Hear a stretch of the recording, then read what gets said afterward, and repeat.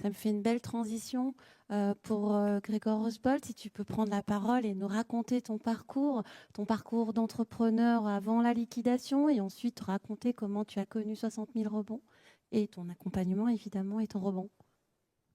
Merci de l'invitation et pour moi, c'est un plaisir d'être là pour redonner du temps à 60 000 rebonds qui m'a accompagné il y a 10 ans. Euh, en fait, perdre son entreprise, pour moi, à cette époque-là, c'est 95% de ma vie qui part sur un coup de marteau. En fait, quand je dis ça, c'est que en fait, ma vie, mes connaissances, mon écosystème et mon environnement est entrepreneurial. Si j'ai plus d'entreprise, identitairement parlant, c'est compliqué pour moi. Pour vous recontextualiser, en fait, je suis entrepreneur maintenant depuis 11 ans. La première entreprise que j'ai créée est celle qui m'a fait pousser les portes de 60 000 rebonds. Ma grand-mère était tombée dans son logement et je me suis demandé comment adapter correctement le logement des seniors en situation de dépendance. Et en fait, en ayant un bac professionnel en maçonnerie, j'ai monté un diagnostic pour le compte des assureurs, des mutuelles et les caisses d'assurance de retraite pour trouver des solutions préventivement parlant, on parle de la prévention entrepreneuriale, pour les aider à rester le plus longtemps chez eux. Et ça part d'une idée et aussi le fait que ça soit 95% de mon temps, il y a un peu une quête familiale de pouvoir aller résoudre cette problématique-là. Et en fait, quand on a commencé à développer l'activité avec une très grande énergie, on est monté sur vraiment en mode PME jusqu'à 7 personnes dans la structure. On avait à peu près 80 diagnostiqueurs capables de pouvoir répondre à ce qu'on était en train de faire. Et au bout de 3 ans, on a eu un défaut de paiement.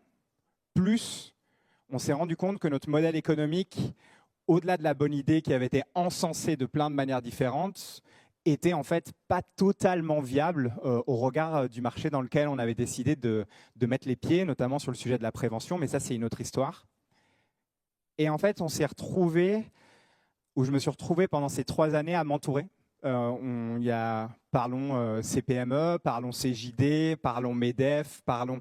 En fait, il y a énormément d'entités avec lesquelles je me suis accroché pour pouvoir apprendre et me former à l'entrepreneuriat et j'ai eu l'opportunité d'aller à l'incubateur de l'EM Lyon aussi à cette époque-là. Et en fait, mon but, c'était de cannibaliser tout ce qu'il y avait autour de moi et d'apprendre ce qu'était d'être entrepreneur. Je reviens au coup de marteau. Parce qu'en fait, émotionnellement parlant, ça m'a vidé totalement de ma mission. Et ça, c'est un sujet dont on parle. On a parlé de santé. En ce moment, on parle de santé mentale. Moi, j'ai aussi envie d'aller parler de santé au sens général du terme de l'entrepreneur. On pourra parler sport juste après. Mais je me suis entouré pour monter ma boîte. Et pardonnez-moi de la trivialité, mais je me suis retrouvé en slip sur mon canapé avec mon téléphone qui ne sonne plus, à ne pas sortir, à avoir honte d'avoir planté, et je viens d'entendre dans le public, on n'existe pas. En fait, je vais même pousser un peu plus, on n'existe pas. En fait, j'ai aussi un peu créé l'histoire que je n'existais pas. Et en fait, à ce moment donné-là, il n'y a qu'une question que je me suis posée, c'est est-ce que de la manière dont je me suis entouré pour monter ma boîte, est-ce qu'il existe une entité qui pourra aller m'aider et qui à moyen long terme va pouvoir m'aider? Et c'est là où j'ai poussé les portes de 60 000 rebonds. Et 60 000 rebonds, parce que c'est la question que tu m'as posée tout à l'heure, la question 60 000 rebonds m'a aidé à 2 choses. Elle m'a aidé en fait à aller voir des gens qui vivaient la même chose que moi. Et là, on est en train de parler.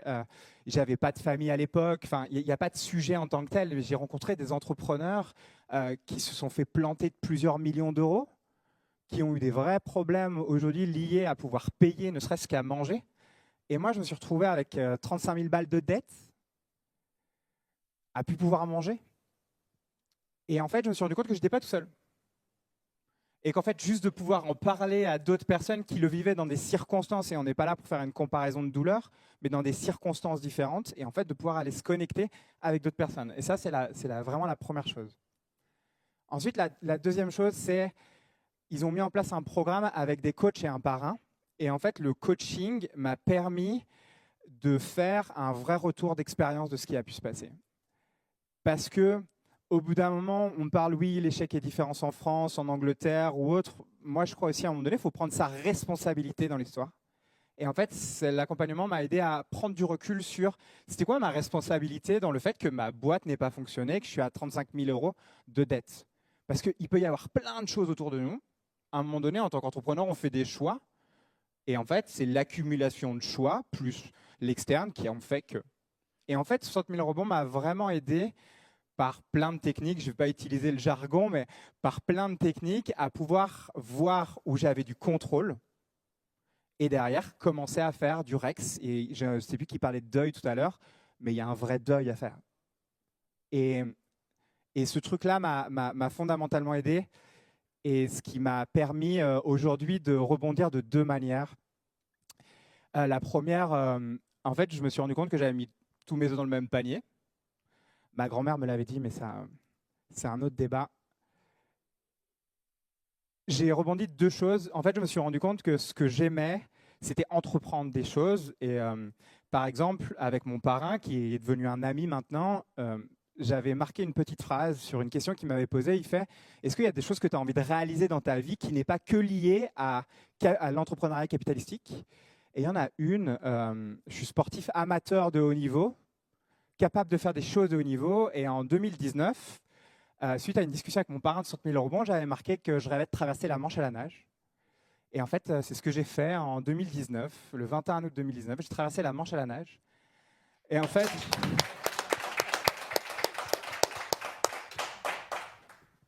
le rebond ne passe pas que par l'absolu de devoir redevenir entrepreneur. Elle passe par le fait de qu'est-ce que je dois faire et mettre en place pour pouvoir aller rebondir quelque part.